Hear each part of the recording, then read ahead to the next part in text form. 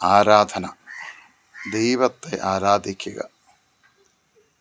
ഈ ആരാധന എന്ന വിഷയത്തെക്കുറിച്ച് ഇന്ന് വളരെ വ്യാപകമായി ചർച്ച ചെയ്തുകൊണ്ടിരിക്കുകയാണ് ആത്മീയ ലോകം.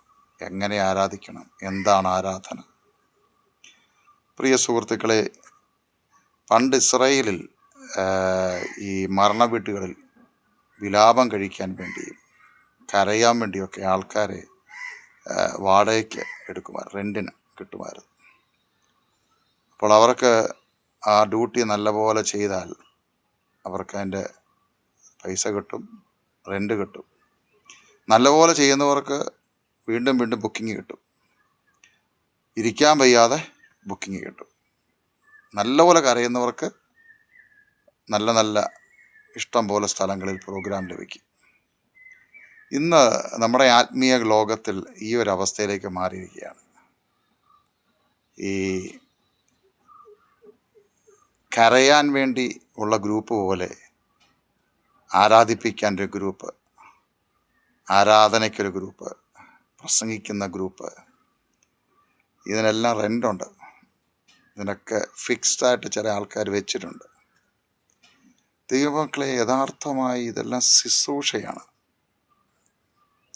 ഈ ശുശ്രൂഷകളെല്ലാം ദൈവത്തോടുള്ള സ്നേഹം ഇതിൽ അടിസ്ഥാനമിട്ടിരിക്കുകയാണ്. ആരാധന ദൈവത്തോടുള്ള സ്നേഹത്തിൽ നിന്ന് പുറത്തു വരേണ്ടതാണ്. 10 പാട്ട് പാടിയത് കൊണ്ടോ അല്ലെങ്കിൽ 5000 10,000 വാട്ട്സ് സൗണ്ട് സിസ്റ്റം വെച്ച് ബഹളം ഉണ്ടാക്കിക്കൊണ്ടൊന്നും ദൈവം പ്രസാദിക്കത്തില്ല. അതൊക്കെ നമ്മുടെ തെറ്റായ ധാരണകളാണ്. ബഹളത്തിൽ പ്രസാദിക്കുന്ന ദൈവം എന്നൊക്കെ നമ്മുടെ തെറ്റായ ധാരണകളാണ്. 1-2 കാര്യങ്ങൾ നിങ്ങളുമായി ഞാൻ പങ്കുവെക്കാൻ ആഗ്രഹിക്കുന്നു. യഥാർത്ഥമായി ആരാധന എന്ന് പറയുന്നത് ദൈവത്തോടുള്ള സ്നേഹമാണ്. ദൈവത്തോടുള്ള സ്നേഹത്തിൽ എന്തെല്ലാം നമ്മളിൽ നിന്ന് പുറത്തു വരുന്നു അതെല്ലാം ദൈവം കാണുന്നു, ദൈവം അറിയുന്നു, അതിൻ്റെ ആഴം ദൈവം അളക്കുന്നു. റോമാലേഖനത്തിൽ നമ്മൾ കാണുന്നുണ്ട്, ബുദ്ധിയുള്ള ആരാധനയായി, ബുദ്ധി എന്ന് പറഞ്ഞാൽ റൈറ്റ്, ശരിയായ ആരാധനയായി, ജീവനും വിശുദ്ധിയുമുള്ള യാഗമായി നിങ്ങളെ സമർപ്പിപ്പീൻ, നിങ്ങളുടെ ശരീരങ്ങളെ സമർപ്പിപ്പീൻ.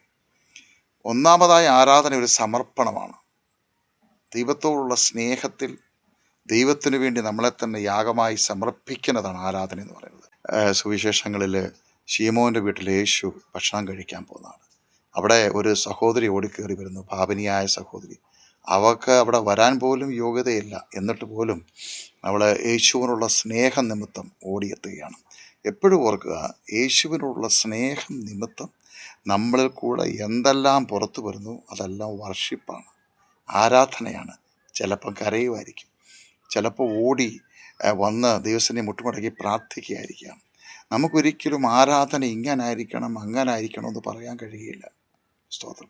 ഇവിടെ ഈ സഹോദരി ഓടി വന്നിട്ട് ഈ കർത്താവിന് കാലിൽ ചുംബിക്കുകയും കണ്ണുനീര് കൊണ്ട് ആ കാല് കഴുകുകയും തലമുടി കൊണ്ട് തുടയ്ക്കുകയൊക്കെ ചെയ്തപ്പോൾ മറ്റുള്ളവരെല്ലാം അവളെ നിന്ദിച്ചു, പരിഹസിച്ചു. പക്ഷേ യേശു പറയുന്നു, ശിമോനെ, എനിക്ക് ആവശ്യമുള്ളതൊന്നും നീ തന്നില്ല, എൻ്റെ ആഗ്രഹം നീ അറിഞ്ഞില്ല. പക്ഷെ ഇവളോ, ഞാൻ വന്നപ്പോൾ മുതൽ എൻ്റെ ആഗ്രഹം അവൾ അറിഞ്ഞ് എനിക്ക് തന്നുകൊണ്ടിരിക്കുന്നു. അതാണ് യഥാർത്ഥമായി ദൈവത്തിന് കൊടുക്കേണ്ടത്. നമ്മൾ ദൈവത്തിൻ്റെ സ്നേഹത്തിൽ നിറഞ്ഞു കൊടുക്കണം. ദൈവത്തോടുള്ള സ്നേഹത്തിൽ നിറഞ്ഞു കൊടുക്കുന്നതാണ് യഥാർത്ഥമായ ആരാധന എന്ന് പറയുന്നത്. അതിങ്ങനെയൊക്കെ ആകണം എന്നൊന്നുമില്ല.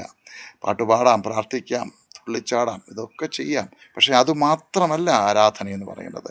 ഒരാൾ സ്വഭാവത്തിൽ നിന്ന് കരയാന്ന് വിചാരിക്കുക, നിങ്ങൾ പറയരുത്, അയ്യോ ആ സഹോദരി ദൈവത്തെ ആരാധിക്കുന്നില്ലെന്ന് പറയരുത്.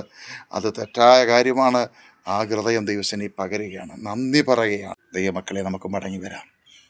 യഥാർത്ഥമായ ആരാധന എന്ന് പറയുന്നത് ദൈവത്തിൻ്റെ സ്നേഹം, സമർപ്പണം, അനുസരണം, ഇതിൽ നിന്ന് പുറത്തു വരുന്നതാണ് യഥാർത്ഥമായ ദൈവം ആഗ്രഹിക്കുന്ന വർഷിപ്പ്, ആരാധന എന്ന് പറയുന്നത്.